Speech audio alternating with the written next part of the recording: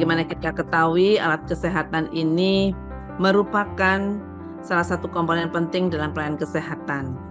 Dan kita tahu bahwa pada bulan Maret tahun 2022 Presiden telah memberikan instruksi Presiden nomor 2 tahun 2022 tentang percepatan peningkatan penggunaan produk dalam negeri dan produk usaha mikro, usaha kecil dan koperasi untuk mensukseskan gerakan Bangga Buatan Indonesia.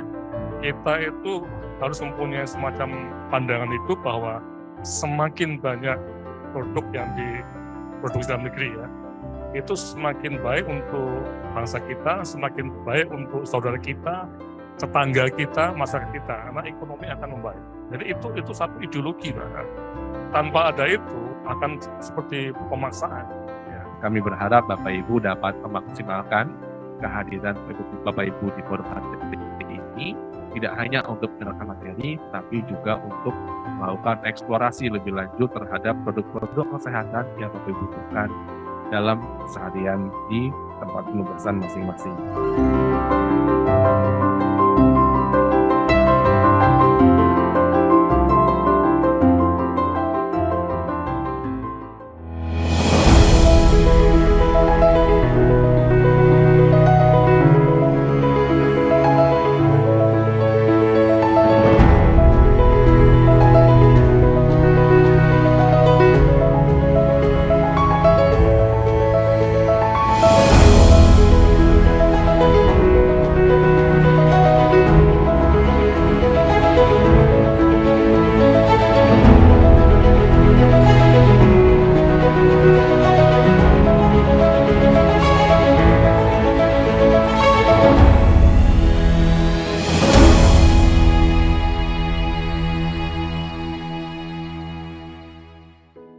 Baik, salam sehat pemirsa Viga TV. Kali ini saya Randy Teguh, Sekjen Gakeslap Indonesia, hadir di acara spesial chatroom Viga TV untuk membahas masalah-masalah di sekitar Kementerian Alat Kesehatan dan Alat Laboratorium. Hari ini kita berada di tempat istimewa, yaitu di Universitas Sumatera Utara, Medan. Hadir bersama kami narasumber yang sangat mumpuni. Di sebelah kiri saya ada Pak Roy Himawan. Selamat sore Pak Himawan. Selamat sore Pak Randi. Beliau adalah Direktur Ketahanan Kefarmasian dan Alat Kesehatan dari Kementerian Kesehatan Republik Indonesia. Dan di sebelah kanan kami, ini saya sebut terakhir karena tuan rumah nih ya, Profesor Dr. Poppy Angelisa Zaitun Hasibuan, Master Science Apoteker sebagai Wakil Rektor Bidang Penelitian, Pengabdian Masyarakat dan Kerjasama Universitas Sumatera Utara. Selamat sore, Poppy. Selamat sore ya. Baik, kita tahu sama-sama di masa pandemi COVID-19 ini, di awal-awal kita kesulitan alat kesehatan. Di masa pertama kita kesulitan masker, ya, Bu Poppy. Lalu pada saat Delta kita kesulitan oksigen, ventilator. Pada peak ketiga, untung bukan alat kesehatan. Waktu itu yang langka minyak goreng. Jadi sepertinya mungkin kehadiran Kementerian Kesehatan sudah nyata pada saat itu. Nah, akan tetapi memang kemandirian dan ketahanan alat kesehatan ini menjadi penting. Dan kalau kita lihat dari peraturan yang ada keluar tahun 2016, yaitu Inpres 6 2016, waktu itu dikeluarkan untuk percepatan kemandirian farmasi dan alat kesehatan, ditindaklanjuti dengan rencana aksi dari Permenkes 17 2017, di mana ada 3 jalur untuk kemandirian, yaitu yang pertama alih teknologi, jadi ada direct investment, joint venture, lalu yang kedua juga reverse engineering, dan yang ketiga adalah jalur inovasi. Nah, kami pikir jalur inovasi ini juga merupakan komponen yang penting. Kami dari Gakeslap punya kerjasama dengan Universitas Sumatera Utara untuk membentuk yang kita sebut namanya PRIGA, yaitu Teknopark Cluster Alat Kesehatan. Nah, mungkin sebelum ke Bu Poppy, saya ke Pak Himawan dulu nih. Bagaimana Pak Himawan sebagai Direktur Ketahanan Kementerian Kesehatan melihat kolaborasi antara pengusaha, dalam hal ini wakilnya asosiasi, dengan perguruan tinggi dalam konteks untuk menumbuhkan kemandirian alat kesehatan? Silakan Pak. Ya, terima kasih Pak Randi.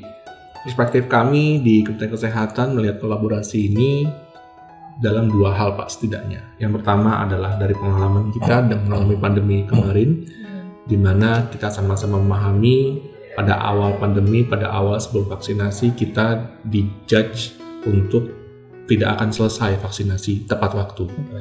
Tidak akan selesai vaksinasi 426 juta dosis tepat waktu. Tapi alhamdulillah dengan kolaborasi semua pihak, dengan kementerian lembaga, dengan leadership yang kuat juga, alhamdulillah kita bisa menyelesaikan tepat waktu. Sehingga intinya adalah dengan kolaborasi kita bisa mengerjakan sesuatu yang tidak mungkin. Yang kedua adalah kami melihat kolaborasi ini merupakan sebuah kebutuhan. Tidak bisa lagi semua pihak bergerak masing-masing, karena best practice negara-negara yang memiliki program kemandirian selalu ada kolaborasi antara perguruan tinggi dengan industri. Sehingga kami Kementerian Kesehatan sebagai regulator menyambut baik dan akan siap fasilitasi untuk bentuk kolaborasi seperti ini. Demikian Pak Randi. Berarti dalam konteks triple helix kayaknya ini satu tindakan nyata ya Pak Himawan ya. Ya. Dan memang artinya perlu tindak lanjut dari kolaborasi tersebut yang saya pikir mungkin peranan Kementerian Kesehatan sebagai unsur salah satu helix juga penting ya Pak ya. Dalam hal misalnya memberikan arahan, memberikan masukan barangkali dalam segi regulasi dan sebagainya untuk mempermudah kedua unsur dari helix ini. Kira-kira gitu ya Pak Himawan? Betul Pak, jadi kami di Kementerian Kesehatan berfokus untuk membangun ketahanan kesehatan. Salah satunya melalui produksi lokal alat kesehatan dan meningkatkan kapasitas produksi dari nasional kita untuk alat kesehatan. Betul, kami akan melakukan program-program yang sudah kita lakukan sebelumnya, yaitu fasilitasi regulasi kesehatan ada di bawah Kementerian Kesehatan. Kita akan dampingi inisiatif penelitian, inisiatif kolaborasi antara industri dengan peneliti agar begitu masuk track regulasi lebih mudah. Selain itu juga kita akan targetkan, tidak bisa kolaborasi itu bergerak ke semua arah gitu kan Bu. Harus ada kesamaan langkah, kesamaan tujuan, target kita ini, mari sama-sama bergerak ke arah sana. Agar resource yang ada kita bisa manfaatkan dengan efisien. Oke, jadi searah menuju ke program transformasi layanan kesehatan Kementerian Kesehatan, begitu ya Pak Himawan. Sekarang ke Ibu Popi nih. Bu, kan kayaknya ini sambutan positif dari Kementerian Kesehatan. Barangkali kami perlu dengar dari Ibu Popi sebagai unsur dari perguruan tinggi dalam kolaborasi dengan pengusaha, mungkin harapan dan kira-kira pandangan Ibu Popi. Silakan Bu. Ya, saya pikir kata kolaborasi itu penting sekali ya. Jadi sinergi, kalau dulu triple helix, sekarang pentahelix. Pentahelix, betul. Jadi kerjasama antara akademisi, dunia usaha, pemerintah, kemudian media juga, komunitas perlu disinergikan. Betul. Kami sangat menyambut baik bila dari dunia usaha ya dalam hal ini bekerja sama dengan universitas untuk membantu barangkali menghilirisasi produk-produk inovasi dosen yang selama ini sebenarnya sudah cukup banyak. Hanya akademisi ini dalam hal ini dosen itu kan dia inventor yang dia tidak bukan kapasitasnya untuk mengkomersilkan produk inovasinya. Jadi dengan adanya kolaborasi nih bisa kemanfaatannya, komersialisasi dan hilirisasinya jadi jalan. Itu. Dan satu lagi perlulah ada semacam strategic plan antara akademisi dengan pemerintah dan dunia usaha. Apa sih yang dibutuhkan untuk supaya seperti tadi kan kita ketahanan alat kesehatan, ketahanan pangan seperti apa yang melibatkan akademisi supaya diarahkan dia lebih jelas tujuannya kemana gitu. Itu barangkali. Berarti sepertinya kolaborasi ini harusnya menjadi berhasil Bu ya, karena kan sekarang semua unsur pemerintah, perguruan tinggi, kami asosiasi pengusaha, bahkan hari ini satu unsur lagi, media juga menyampaikan informasi yang baik ini dan harusnya menjadi berhasil. Tapi kira-kira pernah dengar kendala yang perlu dihadapi bersama nggak ya Bu Popi? Mungkin pengalaman selama ini. Kalau kendala di kami itu ya upaya untuk mengkomersilkannya itu kan banyak tuh langkah-langkah yang harus. Kita perlu ada semacam pendampingan atau pembimbingan seperti apa sih kita bisa masuk ke komersial. supaya daya guna dari produk inovasi dari akademisi ini bisa lebih besar lagi, seperti itu. Oke, siap. Berarti memang sepertinya ini gayung bersambut, Pak Roy ya, Pak Imawan, karena memang kebutuhan dari perguruan tinggi, gap-nya itu adalah mungkin tempatnya kami pengusaha mengisi, kira-kira begitu ya. Baik, jadi kami pikir pendekatan triple helix atau pentahelix memang tepat dalam hal ini, sepertinya kita sepakat, dan mungkin pembentukan Priga ini akan menjadi satu langkah yang positif, khususnya untuk di Universitas Sumatera Utara ini.